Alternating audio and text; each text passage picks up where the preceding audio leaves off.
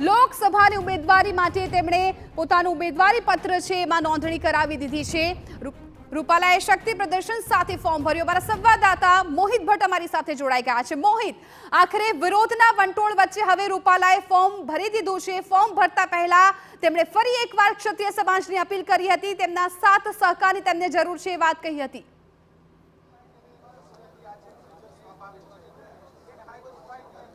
સ્પષ્ટપણે સૌથી મોટા અને મહત્વના સમાચાર છે। જે રીતે ક્ષત્રિય આંદોલન થયું અને ત્યારબાદ જે અટકળો ચાલી રહી હતી તે અટકળોની વચ્ચે રાજકોટ લોકસભા બેઠકમાં ભાજપના ઉમેદવાર તરીકે પરસોત્તમ રૂપાલા છે તેમને ફોર્મ ભરી દીધું છે। તેમને જે ફોર્મ ભરવામાં જે 5 લોકો હોય તેમાં જે પૂર્વ મુખ્યમંત્રી વિજય રૂપાણી, સાથે સાથે કેબિનેટ મંત્રી કુંવરજી બાવળિયા, ભાનુબેન બાબરિયા સહિતના જે આગેવાનો, ધારાસભ્ય ઉદય કાનગડ ત્યાં ઉપસ્થિત હતા અને તેમના દ્વારા સત્તાવાર રીતે હવે ફોર્મ છે તે ભરી દેવામાં આવ્યું છે। જે ફોર્મ ભરવા માટેની જે સભા હતી તેમાં પણ એક મહત્વની અને સૂચક બાબત છે તે જાહેર કરવામાં આવી છે, જેમાં ક્ષત્રિય આગેવાનો છે તે સ્ટેજ પર જેટલા પણ હાજર હતા તેમના નામ લેવામાં આવ્યા છે। એટલું જ નહીં, પરંતુ રૂપાલાએ પણ પોતાના નિવેદનમાં સ્પષ્ટપણે કહ્યું છે કે ક્ષત્રિય સમાજની તેમને અને દેશને અને ભાજપને જરૂર છે ને એટલા માટે મોટું મન રાખી અને વિવાદ છે તે હવે પૂર્ણ થઈ જવું જોઈએ તેવી અપીલ કરવામાં આવી છે। ખૂબ જ સૂચક અને ખૂબ જ મોટી વાત છે તે કરવામાં આવી છે। અત્યારે પણ કલેક્ટર ઓફિસ ખાતે જે અલગ અલગ જે મહાનુભાવો છે તેઓ અહીં પહોંચ્યા છે અને હવે જે સત્તાવાર રીતે જ્યારે જે પરસોત્તમ રૂપાલા છે તેમના દ્વારા આ ફોર્મ છે તે ભરવામાં આવ્યું છે। મારી સાથે ધારાસભ્ય ઉદયભાઈ કાનગડ છે। ઉદયભાઈ, શું કહેશો? અટકળો ચાલતી હતી, વાતો ચાલતી હતી, હવે પરસોત્તમ રૂપાલાએ સત્તાવાર રીતે ફોર્મ છે તે ભરી દીધું છે। કોઈ અટકળો નહોતી, કોઈ વાતો નહોતી।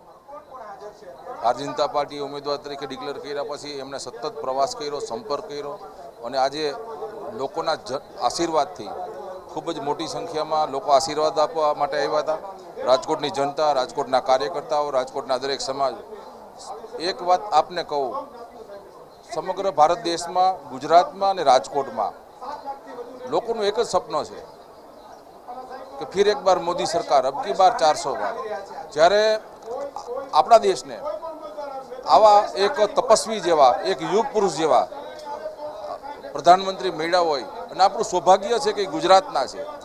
આ દેશને વિકસિત ભારત તરફ 2047માં આ દેશ વિકસિત ભારત બને, આ ભારત શક્તિશાળી બને, આ ભારત માતા વિશ્વગુરુ બને, તેના માટે પોતાનું સમગ્ર જીવન ખર્ચી આ નવરાત્રિની અંદર પણ આવી ચૈત્ર વૈશાખ મહિનાના તડકાની અંદર પણ પોતે આ રાષ્ટ્ર માટે પોતાને એક એક શ્વાસ જો ખર્ચી રહ્યા હોય અને આ રાષ્ટ્રના કલ્યાણ માટે કામ કરી રહ્યા હોય તો આપણા અહોભાગ્ય છે કે દેશને આવા પ્રધાનમંત્રી મળ્યા છે।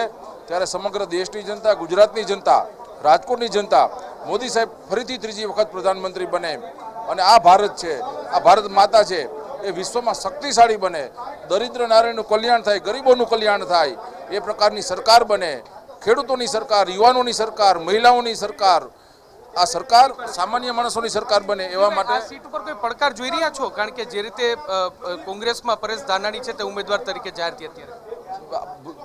જો લોકશાહી છે, વિપક્ષ એમનું કામ કરે, કારણ કે અમારી પાસે એ કોંગ્રેસ પાસે એમના નેતા કોણ છે?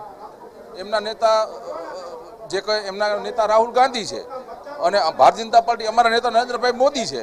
એટલે લોકો આની કમ્પેરિઝન કરે જ છે। એટલે અમારી પાસે નેતા છે, નીતિ છે, નિયત છે અને અમે જે કહીએ છીએ એ કરીને દેખાડીએ છીએ। અમે ભારતીય જનતા પાર્ટીનો વર્ષો થયા એક સંકલ્પ હતો રામ મંદિરનો સંકલ્પ પૂર્ણ કર્યો, 370નો સંકલ્પ હતો તે સંકલ્પ ભારતીય જનતા પાર્ટીએ પૂરો કર્યો। વિકસિત ભારતનો સંકલ્પ પણ ભારતીય જનતા પાર્ટીના શાસનમાં જ પૂરો થશે। પરસોત્તમ રૂપાલાની સભામાં સૂચક ક્ષત્રિય સમાજને અપીલ કરવામાં આવી છે, પરસોત્તમ રૂપાલાએ અપીલ કરી છે, શું કહેશો? ક્ષત્રિય સમાજ પણ આપણા સમાજનું એક અવિભાજ્ય મુખ્ય અંગ છે। એ સમાજ વીરતાવાળો, શૂરતાવાળો અને ખૂબ આ રાષ્ટ્રની કલ્યાણ માટે, આ રાષ્ટ્રની રક્ષા માટે, આ રાષ્ટ્ર જે કાંઈ બન્યું એમાં એનું બહુ મોટું યોગદાન છે।